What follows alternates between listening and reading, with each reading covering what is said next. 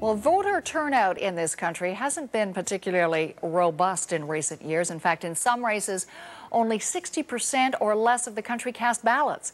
Far cry from the 1980s. Take a walk down memory lane. Remember this? He's going to have to go to work to fulfill his promises on the economy, new jobs.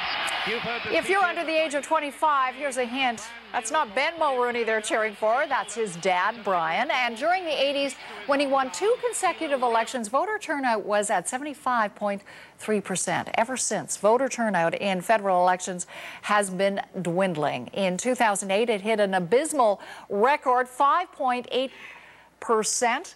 58.8%, I should say. The political disconnect, a source of worry for all of the parties. But can anything be done to re-engage voters? David Mitchell is president of the Public Policy Forum, a group geared towards improving political debate in this country, and he joins us now from Ottawa. So in your view, David Mitchell, what is it about Canadian democracy that results in this lousy voter turnout in elections in recent years? You know, Nancy, we used to be very proud of the fact that our voter turnout in Canada for years and years, for generations in fact, was much higher than that in the United States. We used to lord it over our American friends and neighbors. No more. In the last election in 2008, for the first time, our voter turnout was less than the Americans. And that's a little bit embarrassing, quite honestly, because we used to, as I say, take pride in it. Not only in the 1980s, during the famous Mulrooney-Turner-Broadbent debates, right, were we having 3/4 or more of Canadians voting. If you go back even earlier to the last time we had significant minority parliaments, Pearson and Diefenbaker in the 60s, about 80% of Canadians were voting then. So we've now gone down to less than 60%, and the trend line has been pretty steadily declining for some time, and I think there are a number of reasons why, Nancy. Okay, let's deconstruct voter apathy then. I mean, what seems to be at the heart of the disconnect? Starting with leaders, is it that the leaders just aren't captivating people's attention in a way that they might have in the past? Is it that the issues or the kind of campaigns that are being run are ending up being a turnoff for the voter? I think both of those are important factors. Keep in mind that there is generational change occurring in an unprecedented way right now, and younger voters, by and large, are turned off, as are many of their parents and grandparents as well. So one of the factors I think we have to take into account is simply the demeanor of Parliament and of our parties and our politicians. The tone of politics is so relentlessly negative, it turns people off, quite honestly. Now, we remember back in 1988, because that really was a humdinger of a campaign.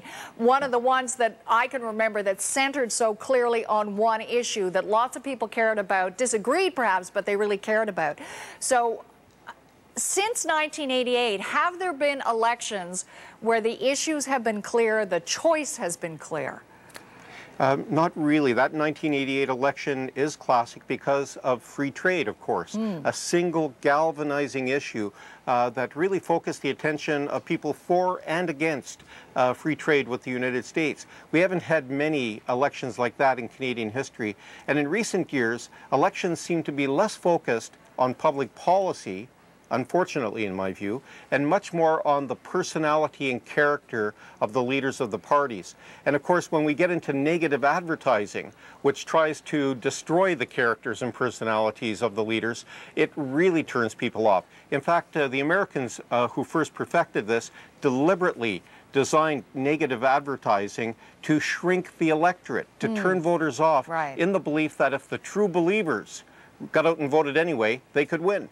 So how do you fix what's going on in this country right now? I mean, are you someone who believes that maybe people should be not just encouraged to vote, but they should be legally obliged to vote, that it should be compulsory? Is that a good approach?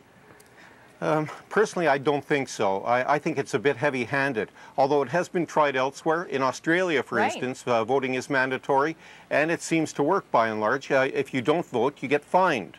And so that's an incentive, I suppose, to vote. But I would prefer, rather than a negative, punitive approach, to have a more of a positive incentive.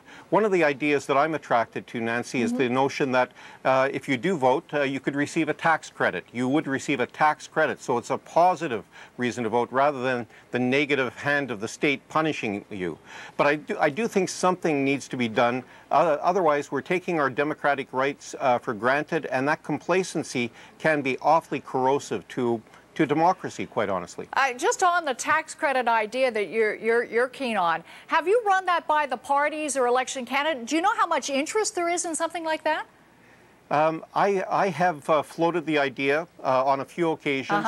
I think people are intrigued with the idea, but I'm not sure, Nancy, and I hate to say this, but I'm not sure all the parties really want to have an increased voter turnout. Right. Because of this theory that a shrinking electorate might help a party if it can get its own vote out and turn off other voters, it can win an election. It's a terrible, perverse notion of democracy. It's worked in the United States, and unfortunately, it's creeping into Canada as well. Yeah, very interesting. David Mitchell, good to talk to you again. Thanks for joining us. Okay, Nancy.